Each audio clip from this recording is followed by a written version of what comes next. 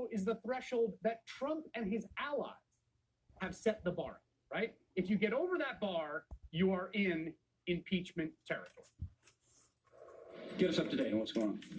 No quid pro quo. No one believes there are any quid pro quo. What we do know is there was definitely no quid pro quo. Absolutely no quid pro quo. Absolutely no quid pro quo. No quid pro quo here whatsoever. There was no quid pro quo. No quid pro quo. No quid pro quo. There was no quid pro quo. There is no pro quo. If you could show me that, Trump actually was engaging in a quid pro quo outside the phone call, that would be very disturbing. Okay, that's an interesting thing to say, right? So Republican Senator Lindsey Graham of South Carolina, he's the president's golfing buddy.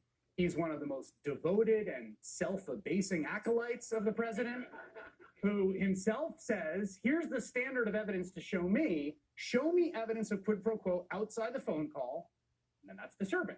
So, Senator Graham, if you're watching us, we will now present 9 damning pieces of evidence that show quid pro quo, okay? Here we go.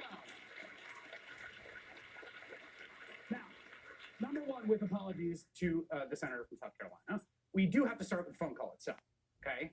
The phone call that Trump keeps saying is perfect. So perfect that he wants to read it live on TV as a fireside chat, apparently. On that call, the president does not say to the Ukrainian president, this is my quid, and that is your quo.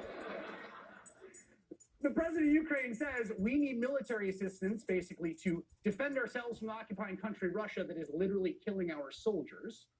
And Trump immediately responds, I would like you to do us a favor, though. This for that. Military assistance for investigations into my political rivals.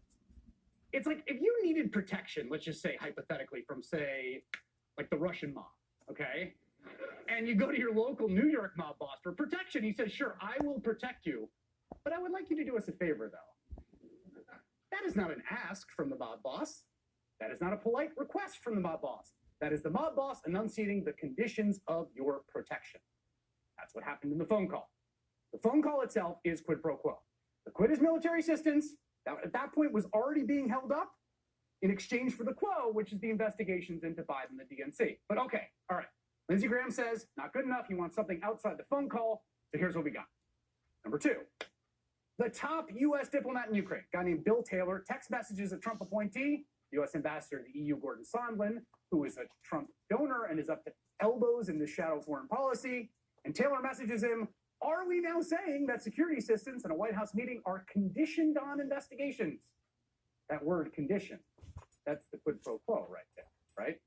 And Sondland, not wanting to leave a written record of crime, responds, quote, call me. Number 3, last week, same guy, Bill Taylor, testified before the impeachment House committee and said that the Trump appointee, same guy, Gordon Sondland, who's an amazing character, by the way, told him that Ukraine needed to announce investigations, not just start them. He needed to announce investigations into the Bidens in exchange for security assistance. Here's the quote. Ambassador Sondland said, everything was dependent on such an announcement, including security assistance. Dependent. Condition. That's the quid pro quo. Everything was dependent on it. Number 4. That might surprise you. This one is Gordon Sondland, the Trump appointee, who has said over and over again, there is no quid pro quo.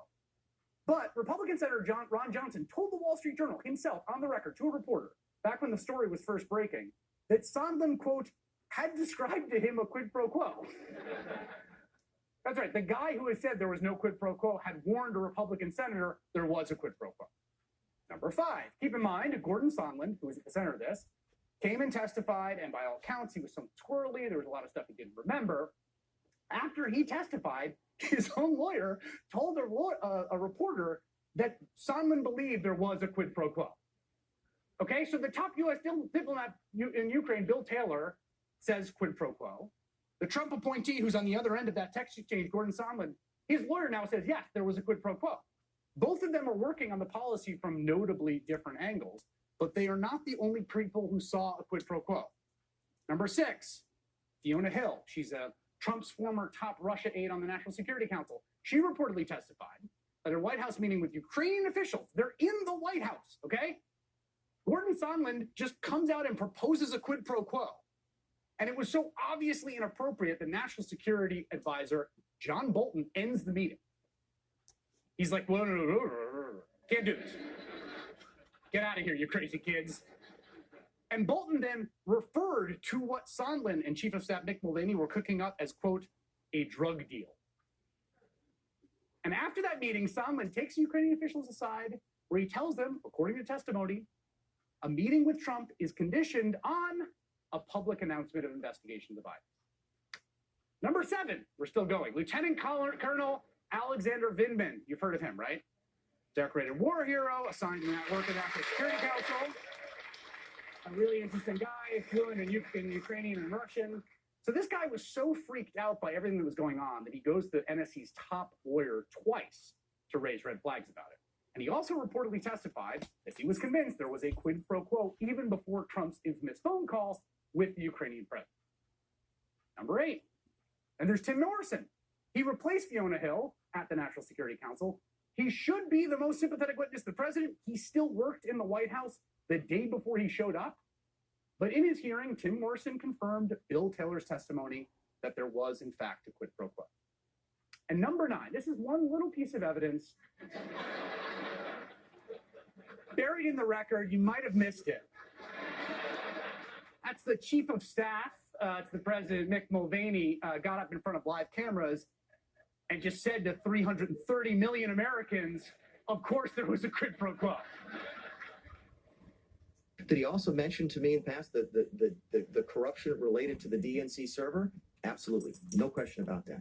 But that's it. That's why we held up the money. The look back to what happened in 2016 certainly was part of the thing that he was worried about in corruption with that nation. And that is absolutely appropriate.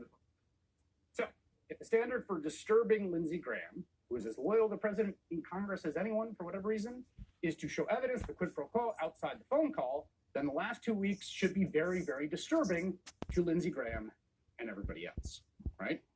Now, that's the crime. I want to talk about the cover-up, and we have some breaking news on that tonight. Multiple outlets are reporting that Lieutenant Colonel Vindman, testified that when he brought concerns about Trump's phone call with the Ukrainian president to the NSC's top lawyer, that Lieutenant Colonel Vindman was told by the lawyer, don't tell anyone about it. Real innocent behavior. I'm joined now by one of the people reporting this out, Washington Post national investigative reporter Carol Leonnig, who is also an MSNBC contributor.